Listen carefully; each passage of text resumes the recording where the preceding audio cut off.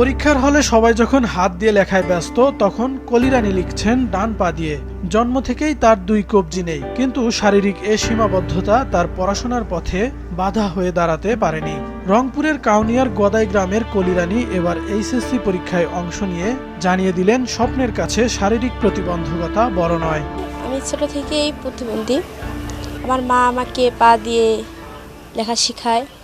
তারপর আস্তে আস্তে আমি লেখা শিখি। আমি স্কুলে ভর্তি হই গদাই সরকারি প্রাথমিক বিদ্যালয়ে। সেখান থেকে আমার পথ চলা শুরু। সেখান থেকেই আমি আস্তে আস্তে যখন ক্লাস 3-তে উঠি তখনই আমার বাবা মারা যায়। তারপরে আস্তে আস্তে আমি ক্লাস যখন 5-এ পিএসসি পরীক্ষা দিই, পা দিয়ে লিখি।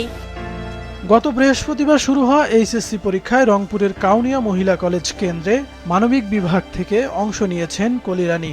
এর আগে পা দিয়ে লিখেই পঞ্চম শ্রেণীতে এ গ্রেড ও এসএসসিতেও কৃতিত্বের সঙ্গে উত্তীর্ণ হন কলি।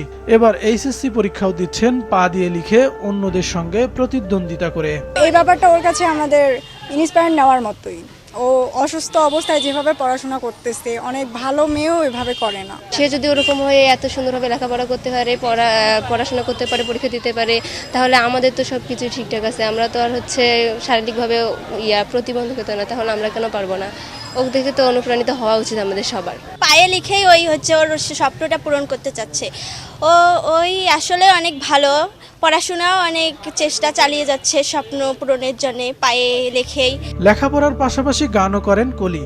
এরই মধ্যে অর্জন করেছেন একাধিক সম্মাননা ও স্মারক। তার স্বপ্ন একদিন বিসিএস ক্যাডার হয়ে মানুষের সেবা করবেন। ইন্টার পরীক্ষা দেওয়ার পর রেজাল্ট করার পর আমি ভালো একটা ভার্সিটিতে পড়তে চাই, ভালো একটা বিশ্ববিদ্যালয়ে পড়ে ভালো জায়গায় যেতে চাই এবং বিসিএস ক্যাডার হতে চাই বড় হয়ে।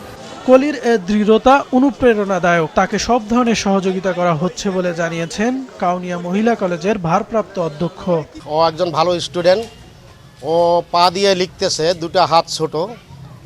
তো আমরা দেখে আসলে আশ্চর্য হয়েছি যে পা দিয়ে এত দ্রুত লেখা যায়। ও দ্রুত লিখতেছে, কারো কোনো দিকেও তাকায় না, কাউকে কোনো কিছু জিজ্ঞেস করে না, যা পারতেছে ও নিজে লিখতেছে। এসএসসি রেজাল্টটা আমরা ওর ভালোর কথা শুনছি।